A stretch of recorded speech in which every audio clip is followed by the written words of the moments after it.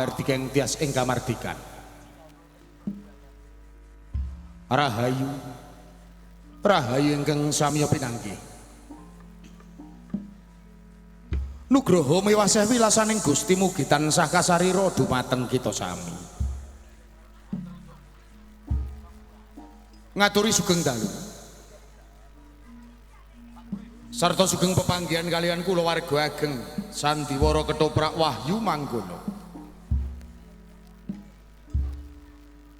Inggih dipun pimpin panjenenganipun Bapak Mogol kanthi alamat Desa Tanjung Sari Kecamatan Jakenan Kabupaten Pati Bumi Menatani.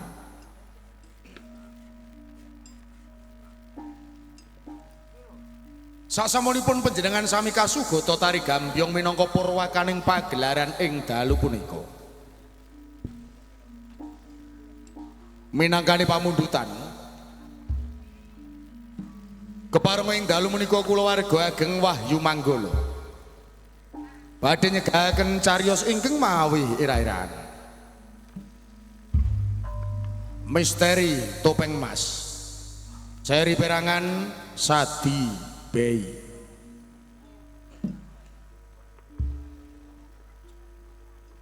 Dalang sarta pendapuk katindakan Roko Mas Anom Suharyanto, asisten sutradara dipun tindakaken Dimas Eko Pranoto, pangeprak katindakaken Bapak Suhardi wondene Pranoto Pakliran dipun tindakaken Dimas Suyono sakonco.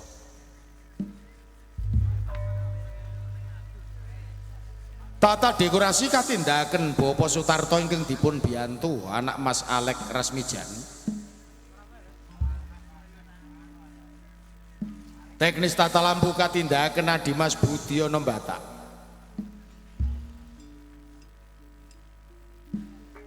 Lighting katindakaken Dimas Ladu Aldiansah. Wondene Pangrengga Busana dipun tindakaken Dimas Agus Wijanarko.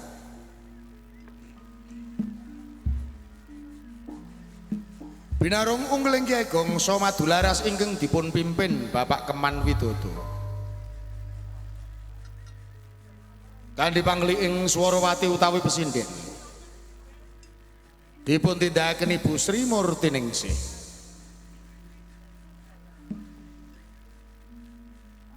Pranoto gending katindakaken Dimas Hadi Prayitno.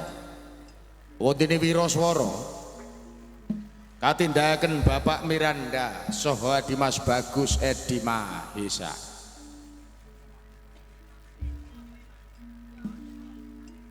Musik campursari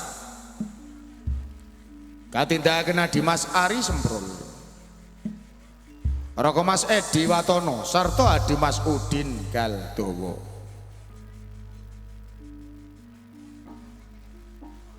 Pagelaran Sandiwara Ketoprak Wahyu Manggala dipun seguyung WM Audio ingkang dipun pangarsani Roko Mas Gentong Kawa.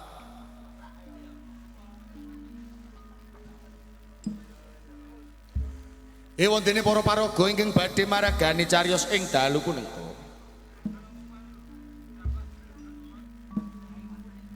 Sepisan nggambaraken wonten ing kepagahan Turki.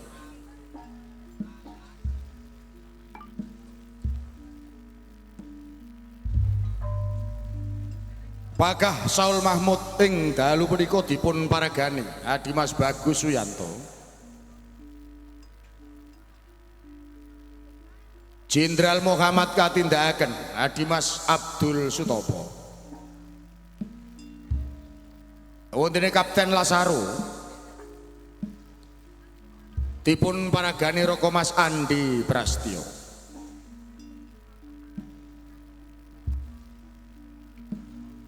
Salajengipun gambaraken wonten ing Kerajaan Bidir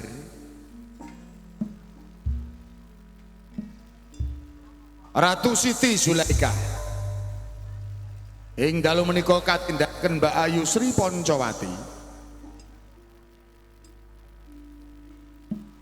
Pakah Lemon katindakaken Dimas Kipli Santoso. Ewadene para baski karamehaken para seniman Bagus Wahyu Manggolo.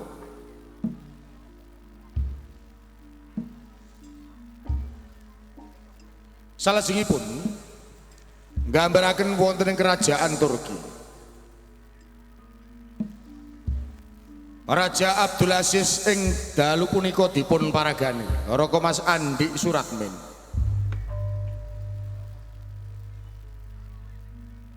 Garwa Prameswari katindakaken Nimas Tata Wulandari.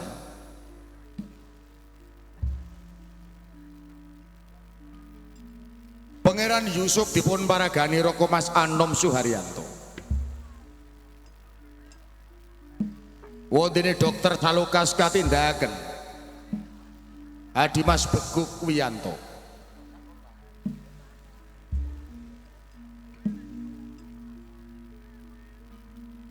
Salajengipun gambaraken wonten Dukuh Raya.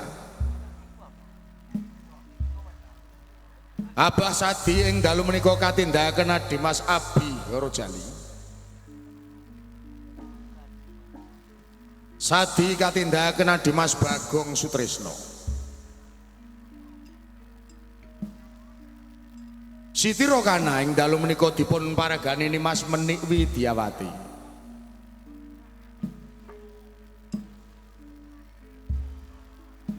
Salajengipun gambaraken wonten ing Rum seputare. Abah Mansur ing dalu menika katindakaken Raka Mas Judek Prakoso. Abdullah kaparagani Adimas Eko Pranoto.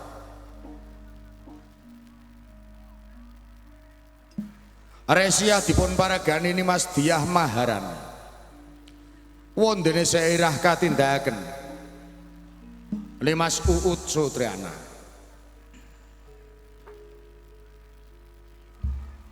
Repat utawi dagelan ingkang badhe nglipur manah panjenengan sami. Katindakaken trio pelawak Wahyu Manggolo. Cak Sendor. Adimas Rokim sarta Bapak Mogol. Mban. Katindakaken siji Arum Somplak. Kabiyantu Sisowak Indah Kalola. Mekaten kula wau para kadang budaya Sutrisno. Menggah para paraga ingkang badhe maragani cariyos ing dalu punika. Kita sagutrah kulawarga ageng Wahyu Manggolo anamung ngaturi sugeng lenggah. Sarta sugeng amriksani ngantos titi purnaning pagelaran. Dun dun.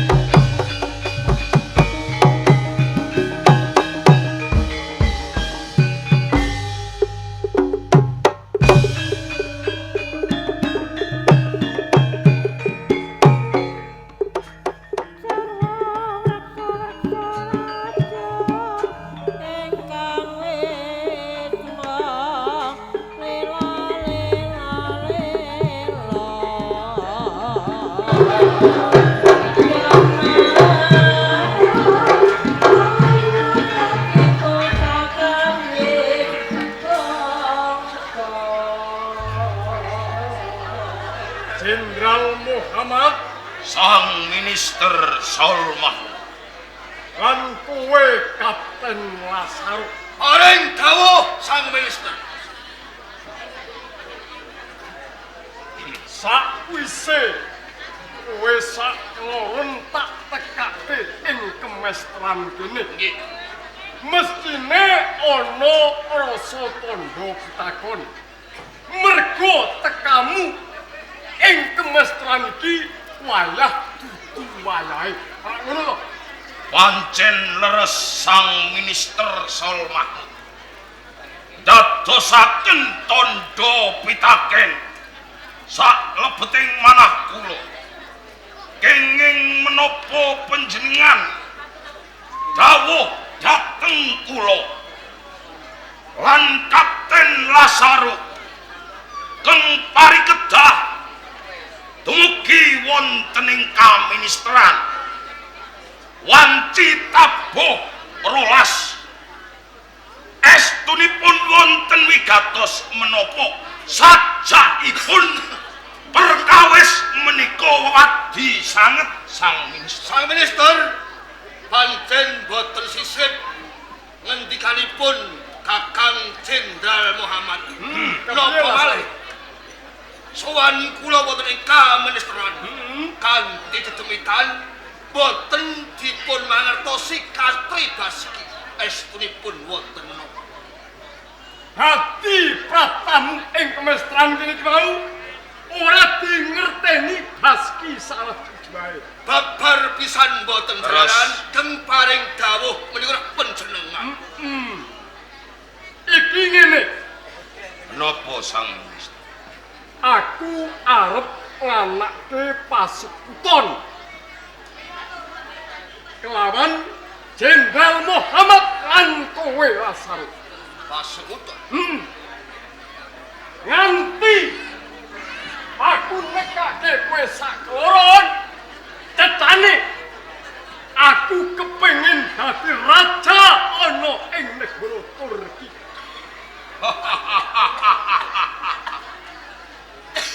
Dados sang minister Saul Mahmud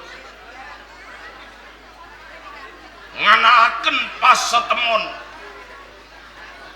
tiyang tiga menika mung perkawis sang minister Saul Mahmud pengen gadahi kekayuan pengen dados raja wonten ing kerajaan Turki kados sang minister Saul Mahmud kepiye Jenderal Muhammad kula sarujuk menawi to sang minister Saul Mahmud badhe gadahi kekayuan pengen dados raja wonten ing kerajaan itu kula sarujuk sanget dadi cecane kowe yo nyengkuyung aku nggih yen kowe kepiye Kapten Lasaro sang minister monggo perkawis menika dipun penggalih kanthi wening kalamun sang minister kepengin jumeneng raja wonten ing kerajaan Turki monggo dipun penggalih jenengan menapa panjenengan namung sakatrinipun kerajaan Turki menika mangewu-ewu kawulanipun Katri Baski gitu sing bebayani niku Pangeran Yusuf mergo napa piyambakipun boten gunake akal nanging gunake akal mergo napa deksa negara napa malih wonten ing kerajaan Turki niku sampun wonten calon raja boten sanes Kanjeng Pangeran Saladin kang medal sapunika wonten ing bangku pamulangan luhur ngerum sekutara Lasaro nggih yen perkara kowe wedi lawan Yusuf mengko bagianku senadyan kowe mung sak katrine ning yen watun kowe sanggup bakal bisa ngrubuhke negara Turki. Kabeh kuwi ra nganggo cara. Sarujuk. Kapten Lasar. Kene apa aku nyarujuki? Panjangkane Sang Minister Sol Mahmud pengen jumeneng dadi raja ning kerajaan Turki. Kabeh iki mau dasaripun mestine jeneng sira kelingan. Kekuatan ing ana ing kerajaan Turki iki ana ing tanganing Sang Minister Sol Mahmud, uga ning tanganku lan ning tanganmu. Oh nggih. Kekuatan sing bisa mbentengi negara Turki iki ora wong liya. Mung kowe aku lan Sang Minister Sol Mahmud. Mula aku bisa mesthake alamun tumung sak kaprine gelem saya manunggal dadi siji. Rekamtu gegayuhan iki bakal bisa kasembatan. Pancen boten sepangandika panjenengan. Iya. Sang Jenderal Muhammad. Kegiatan wonten ing kerajaan Turki nika panjen tiyang tiga. Bener. Nanging menawi kelampah Sang Minister jumeneng raja wonten ing kerajaan Turki lajeng unduh-unduhan kula menapa? Cocok. Mengko yen aku kelakon dadi raja ing negara Turki. Kowe kabeh bakal melu ngrasake nak. Kowe tak undhake pangkatmu ora bedane kowe Kapten Lasar. Menawi to kula nyengkuyung menapa keng dados lekasipun Sang Minister. Unduhan kula menapa? Yen aku dadi raja, kowe tak undhake pangkatmu dadi pakah. Dados pakah wonten ing Turki. Nanging pangapuntenipun Sang Minister. Kepiye Jenderal Muhammad? Menawi to Sang Minister Sol Mahmud kelampahan jumeneng dados raja wonten ing kerajaan Turki. Kula ngepengenaken boten nemungaken pengin dados pakah. Banjur sing kok kepengin ki apa meneh? Kula dereng gadhahi garwa. Kedahipun panjenengan kersa ndhawuhaken kula dhateng kadangipun Sang Raja Abdul Aziz nggih Siti Rohan. Dadi kowe kepengin dhawuh kan Siti Rohana? Res kelakon. Mergo nganggo cara. Sedelok meneh iki saben-saben taun kuwi rak nganake lomban ana ing Samudra Hitam. nggih. Mula kanthi kuwi kang supaya kowe pinilih pinangka dadi abdi kang nderekke kawan Siti Rohana. Ajar. Mula kanthi kuwi mengko aku sing bakal ngreka kang supaya kowe dadi pendereke. Lajeng kula nggih paringi pangkat napa niki? Lasaro, Nggih. yen aku kelakon dadi raja, kowe pangkatmu tak dadeke jenderal ana ing Jenderal. Ngene ya gatok. Dadi wonten undu-unduane merga sakniki niku boten wonten barang gratis. Sang Minister kangge mawekani perkawis menika lajeng kanthi margi kados pundi? Lasaro, Nggih. kowe tak wenehi gawean Napa Sang Minister?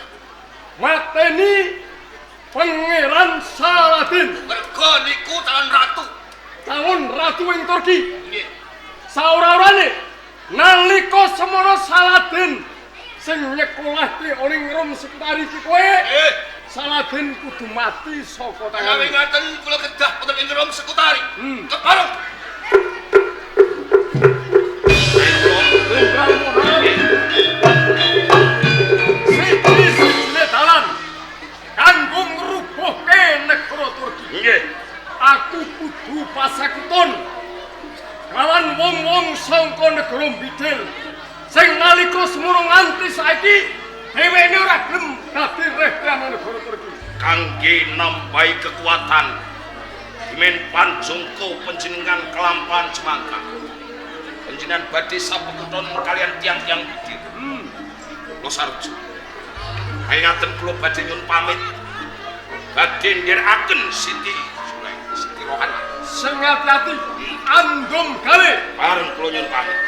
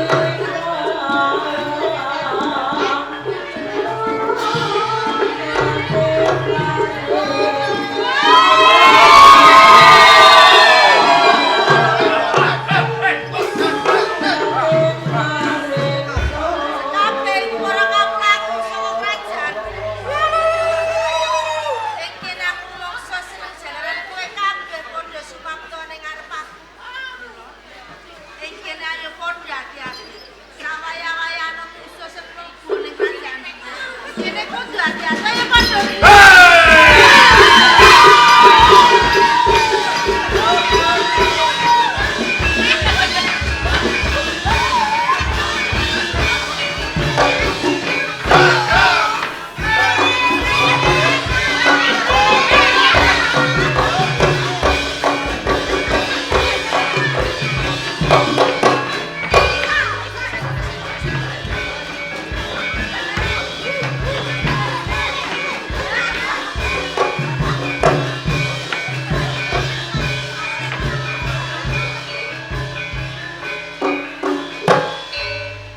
Aku mau krungu swara ramene ra karu-karuan. Barang teko kene to sepi trintin. Itriyo.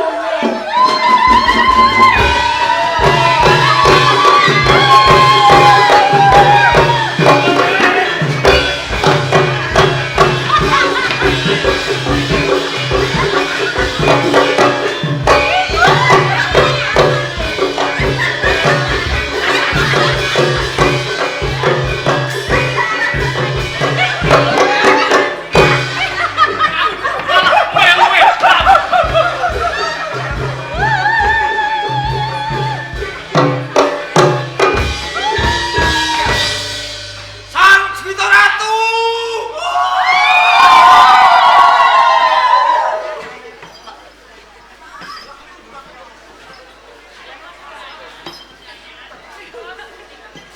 Dene wani lumembu ning kerajaan Bidit bakal nyeroake marang nyawamu. Nuwun sewu Sang Raja Siti Zulaikha. Tekahku ing negara Bidir iki ora kok arep njajah negara Bidir, ora kok kepengin nelukke kelawan Bidir ki ora. Banjur karepmu bakal nyeroake nyawamu ning Bidit kene. Karepku apik arep nganake pasakutun kelawan wong-wong saka negara Bidir. Apa tenan sekabeh kandhamu kuwi mau? Yen to kowe nganti ngapusi kowe bakal mati ning kerajaan. Sang Swita Ratu Zulaikha. Menawi nyata-nyata bahwa menika badhe pasekuton kedahipun wonten prajanjen kang gumadhong. Kaya ngono. Yen kowe coba kono dijumake supaya prajanjen iki ana secine kowe lan. Oke, Sang Raja Siti Zulaikha. Aku duweni panjangku kepengin dadi raja ana ing negara Turki. Kowe kepengin dadi raja ning kerajaan Turki. Lanjut yen to mengkone wis lakon dadi raja ning kerajaan Turki. Apa untune kamu? Lah iki nganti aku nganake pasakutun kawan wong-wong saka negara Bidir, karepku tak jaluk bareng-bareng ngrubuhke negara Turki.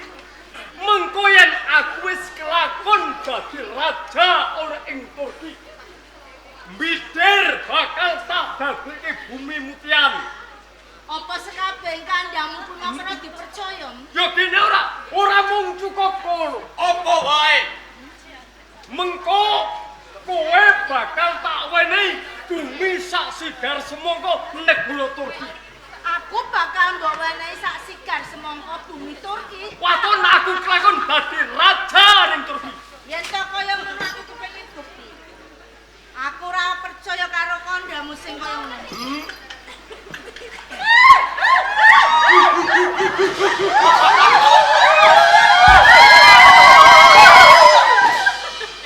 Dadi kudune nganake prajanjen tapak asma kaya Nah, ngono. kudune kaya ngono. Sapa ngerti yen wis mengko kelakon aku ngewangi kowe dadi raja njur kowe mlenjani marang. Oh, kaya ngono. Yo. Yen nganake prajanjen nganggo tapak asma, lah terus pulpene. Ih, pokoknya cilik. Stop! Stop! Mangsine sintek. Iku rene mangsine. Oh, lah wong mancinta ngene kok diwene. Woi, mangsine tak domong ya. Tak isenane sih.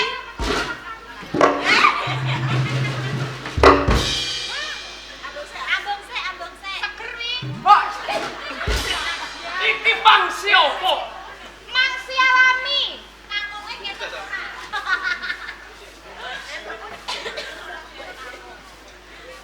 Songgo. Mbak. Sindrom. Ora lemon. Kowe kudu melu kene. Kowe seksi kudune ya melu tapasmu. Oke. Sekolah jatuh kabeh.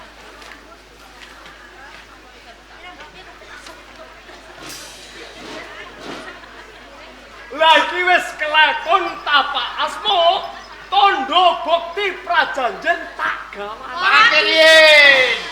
Nuwun sewu Dwita Ratu Julaika.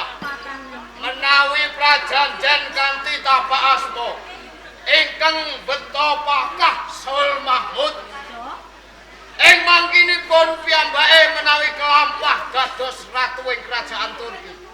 Gampil anggenipun singkar ing janji. Kaya ngono. Banjur sing gawa kudune Langkung prayogi keng beta tapak asma menika panjenengan piyambak. Almamus, iki sing gawa aku. Bener kandhane pakang lemon. Yen to nganti kowe sing gawa, mengko kowe bisa dadi raja njur kowe lali marang janji. Yo, yen pancen Raja Siti Zulaikha penjalukmu kaya ngono ora dadi apa. Ning kaya ngene, sadurunge aku tumeka ana ing negara Bidir. Iki mau aku ngerti yen Sang Raja Abdul Aziz utusan kelawan Dokter Salokas kang supaya teka ing negara Bidir, neloke negara Bidir. Yen to pirasa kuwatir mengko aku sing bakal mapak karo Dokter Salokas. Lah kang supaya ora ngawestalani yen aku teka ing negara Bidir, sawetara aku tak ninggalke papan Ono kene. keringgal sing Salokas kene.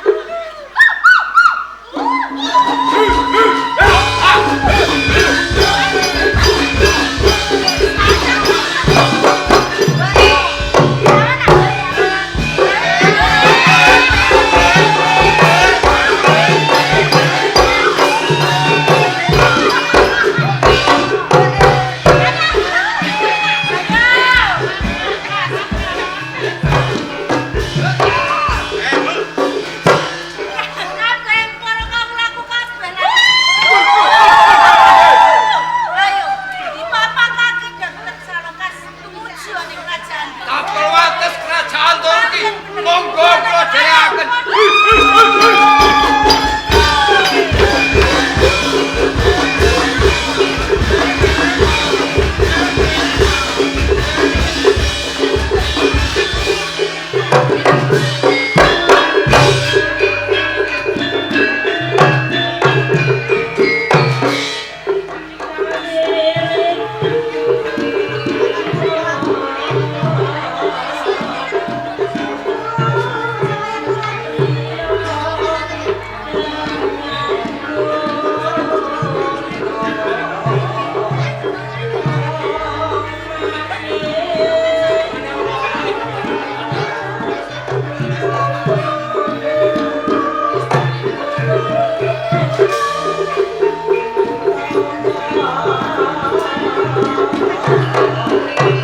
Masih Katri.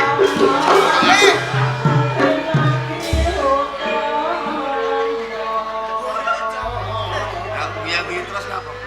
Niku lho, jenengan klimis. Klimis lah dokter. Minyake napa niku? Anu, orang aring. Mboten tanco. Ora. Mboten. Minyak goreng. Goreng. Minyak rambut takokno. Lalu Klimis lho dokter iki kudune klimis. Dadi pasien iki seneng ngerti dokter. Ning senajan kerajaan Turki wanci katentreman. Nanging kudu kabeh kudu siap kadi. Jaga-jaga katentreman ana ing kerajaan Turki. menawi ngaten Dokter Salokas. Heeh. Rawuh panjenengan kula ngaturaken sembah bekti mugi kunjuk. Sia. Tak tampa. Ya. Nggih, Ning sadurunge kabeh padha jaga iki tak priksa dhisik. kok saged ngaten. Lah nek menawa duwe penyakit kowe, Masalah. jenenge jaga katentreman kudu kuat. Mbok menawa wanci ana musuh kang bakal Becak perang ana kerajaan Turki. Apa kowe kuwawa nek di penyakit? Semoga. Mister Sam iki. Hus. Napa? Ketake koper. ST.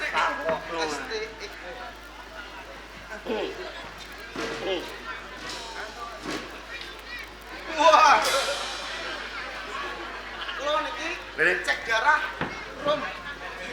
usik delok cangkemmu. Cangkem iki. Indil-indile ilang. Ampun ngaten ah. Cek darah. Ampun ah, Bu. Kepleset engko malah cetrok. Beh, 1000. lho, Kok 1000 lho? lho awakmu gede kok iso darah kok 0, lho. Wah, jenengan boten pancen lagi ngelu niki kok. Ngene, aja kuwatir. Bakal tak weni obat. Matur suwun Dokter Salokas. Obate banana. Gedang. Banana. Lu gedang ngoten kok. Lah iya, banana iku gedang, gaedang. Bahasane Turki gaedang. Iki nek darahmu rendah, iki mangan esok sore rore. Esok Loro sore loro. Kok esok lore sore rore. Mangap. Wis kono. koyo gedang. Sapa jare gedang? Kowe diang. Wah, iso kok. Mangap. Lho, mangap pek manghilatan sembok adotno.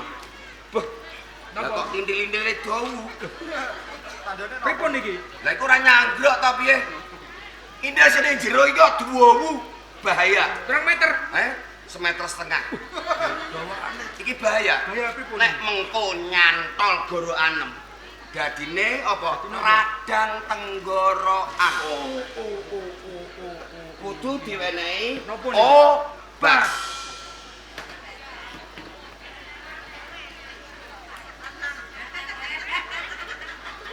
bakal jam. Iki jenenge obat kacang autum. Iki kabeh pira? 6. 6 nggih. Esok loro, sore loro, wengi lore. Wengi loro. Ya, loro. Ben gorokan ora duwe radang. Cekel. Sek tak untalno sik. Angap. Setongkas. Iki sore. Wawan loro. Nduk cecek. Sonduk cecek. Obat sonduk cecek. Ini Duh, kula. Wah, kok dingaren. ora apa-apa. Wah, sehat ah. Wah, awake gede ngene kok. Delok dengkulmu jajal. Aduh, Sik, rene. Sitoke. Wah, kakean iki. kakek nopo? Utentek. Utane ku nopo? Wis kita pokoke entek kakean. Waduh. Nggih enten obate. Ono. Wah, terus pleng kudu. Raicek. Ya. Mergo iki tulang, pangananem kudu krecek. Cek. Iki ora dipangan, Dinapake? diemut. Ben awet. Ayo Rono. Nek tegal dulu. Bayi racune to koyo ngene. Kakek. Wah.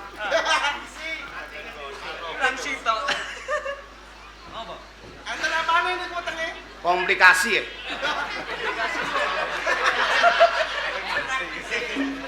Formasi. Bahaya. Obatnya kudu sing resepe langsung mari. Apa niku? Roti mari cilik. Jenenge. Ayo. Mari lemu niku. Prajurit apa ayo gering. Mangan sing akeh. Mengko nek bar mangan dumbene kapsul. Papat.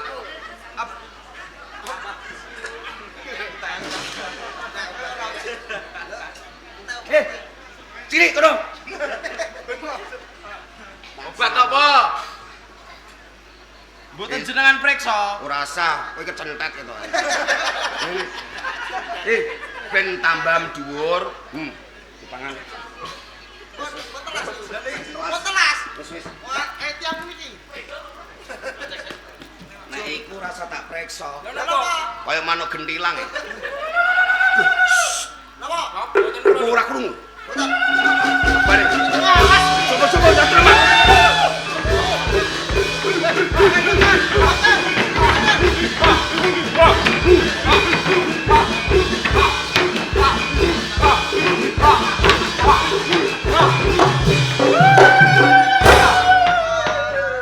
Napa niki? Napa? Wong iso mbuari ngono. Buari. Mengko dhisik di sana. Wani ana tepis wiringe kerajaan Turki. Sopo kang dadi aranmu lan saka ndi jenengmu? Pakah Lemon. Ya kowe krungu jenenge. Jenenge sapa? Pakah Lemon. Hei, kleru. Ya apa? Pakah Lemon. Apa? Cagak melon. Ayo jenengan cagak melon. Jeneng kok cagak melon. Sing apik ora ono apa piye? Dudu kuwi. Jenenge apa? Cagak melon. Jenenge sapa? Pakah Lemon. Saka kerajaan Bidil. Saka kerajaan Bidil. Ali takon sapa kuwi? Nggih ditepungke. Ning papan kene aku dadi senopati. Jenengku Dokter Salokas. Dokter Sakulkas. Tak kira bunga aja.